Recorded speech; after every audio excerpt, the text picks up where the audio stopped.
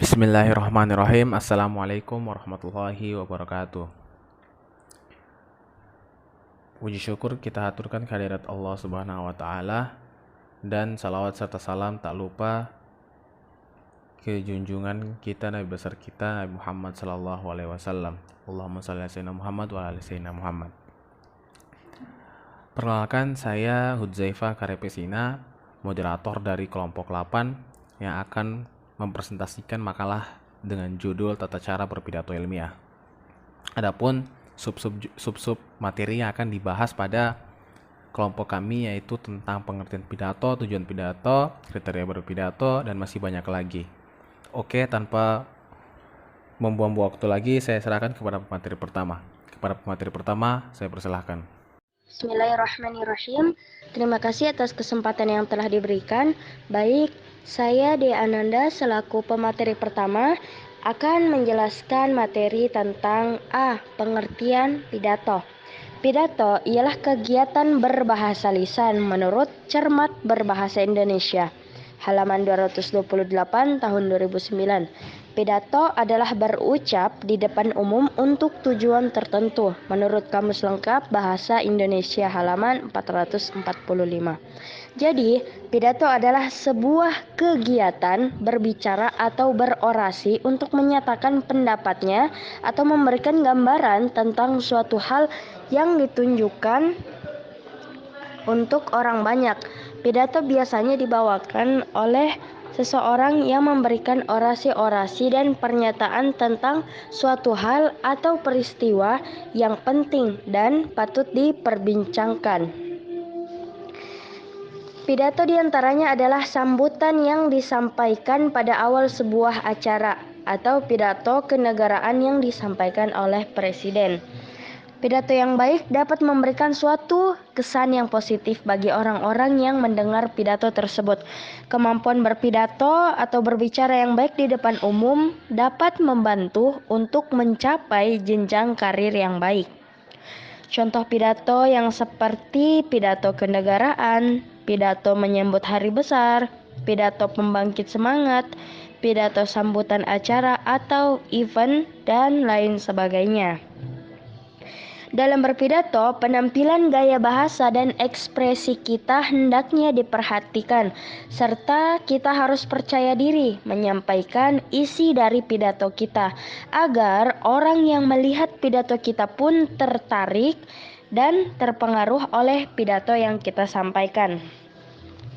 B. Tujuan pidato. Suatu pidato tentu memiliki tujuan dan maksud yang ingin disampaikan.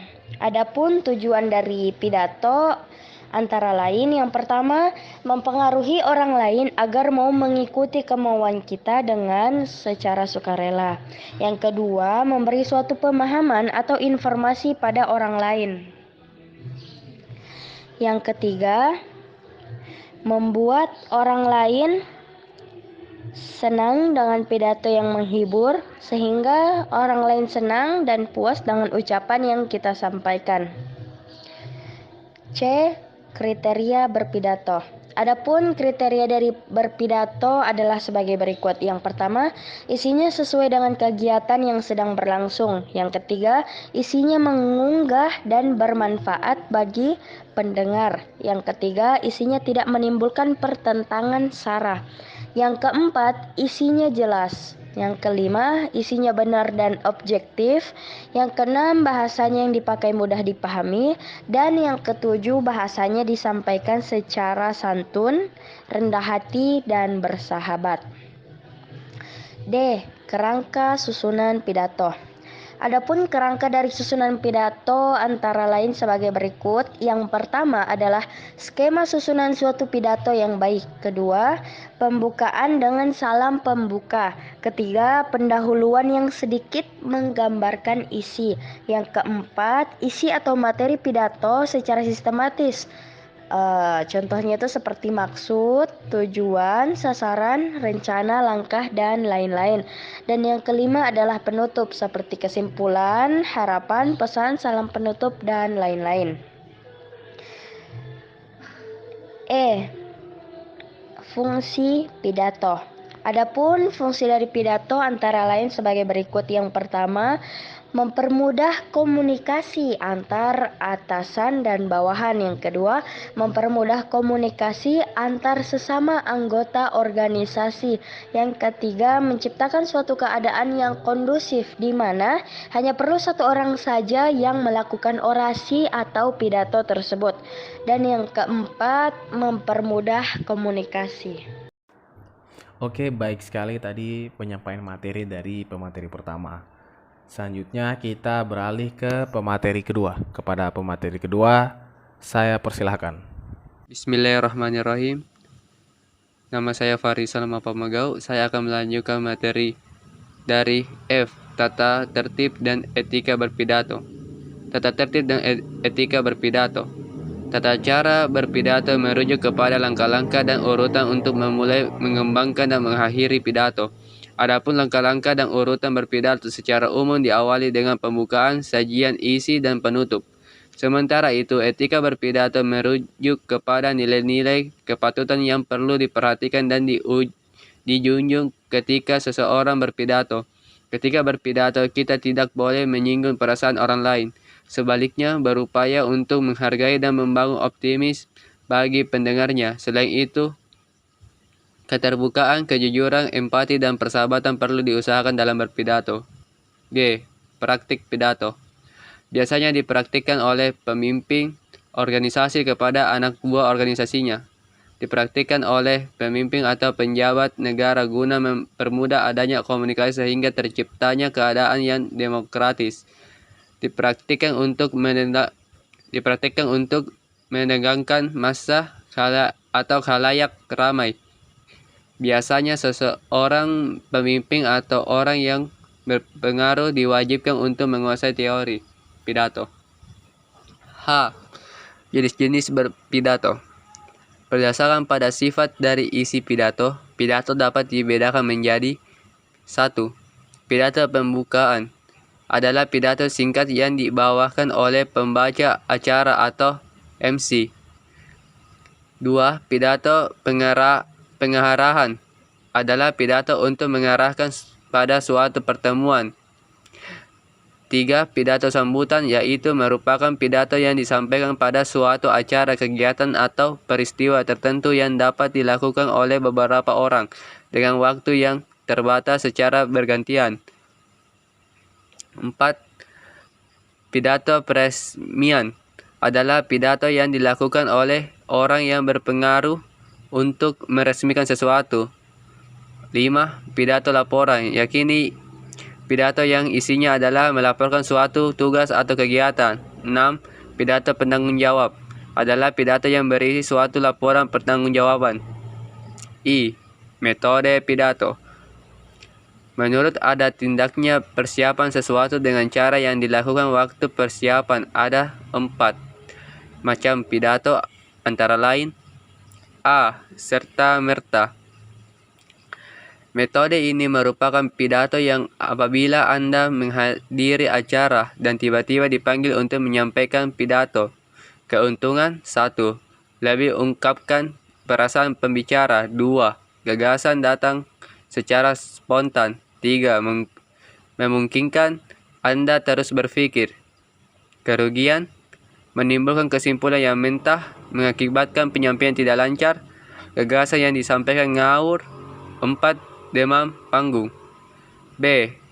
Manuskrip merupakan pidato dengan naskah. Di sini tidak berlaku istilah menyampaikan pidato, tapi membaca pidato. Manuskrip dibutuhkan oleh tokoh nasional sebab kesalahan sedikit saja dapat menimbulkan kekacauan nasional. Keuntungan: 1. Kata-kata dapat dipilih sebaik-baiknya. 2. Pernyataan dapat dihemat. 3. Kefasihan dapat dicapai. 4. Tidak ngawur. 5. Naskript dapat diperbanyak. Kerugian: 1. Komunikasi pendengar akan berkurang karena pembicara tidak berbicara langsung pada mereka. 2. Pembicara tidak dapat melihat pendengar dengan baik. 3. Pembuatan lebih lama. C. Memoriter merupakan pesan pidato ditulis kemudian diingat kata demi kata. Keuntungan 1. Kata dapat dipilih sebaik-baiknya. 2. Gerak dan isyarat yang diintegrasikan dengan urai. Kerugian, komunikasi pendengar akan berkurang karena pembicara beralih pada usaha untuk mengingat kata-kata. 2. Memerlukan banyak waktu. D. Extemporan, merupakan pidato sudah dipersiapkan sebelumnya berupa garis besar dan pokok penunjang pembahasan. Tetapi pembicara tidak usah mengingat kata demi kata. Keuntungan komunikasi pembicara dengan pendengar lebih baik. 2. Pesan dapat fleksibel. Kerugian, kemungkinan menyimpang dari garis besar. 2. Kefasihan terhambat karena kesukaran memilih kata. Oke, itulah dia penyampaian materi dari pemateri kedua. Selanjutnya untuk bagian penutupnya yang akan menyimpulkan ialah pemateri ketiga. Kepada pemateri ketiga saya persilahkan. A. Kesimpulan 1. Pidato merupakan kegiatan berbicara atau berorasi untuk menyatakan pendapat di depan umum. 2. Adapun tujuan dalam berpidato ialah untuk memberi pemahaman dan informasi kepada orang lain, serta fungsinya untuk mempermudah komunikasi. Dalam praktiknya, pidato disampaikan oleh seorang pada khalayak ramai. 3. Dalam berpidato ada tata caranya, mulai diawali dengan pembukaan, penyampaian isi dan penutup, serta bagaimana kita bersikap dan berbicara yang baik di muka umum. 4.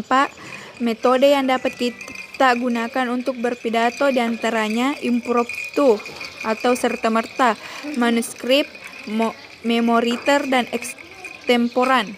B. Saran 1. Setiap orang seharusnya bisa memahami pemahaman tentang pidato dengan baik, karena penerapan ilmu berpidato sangat berguna dalam mengasah kemampuan berkomunikasi dan bersosialisasi. 2. Dalam menjawab soal tentang pidato, terutama yang berkaitan dengan melengkapi teks pidato, seharusnya lebih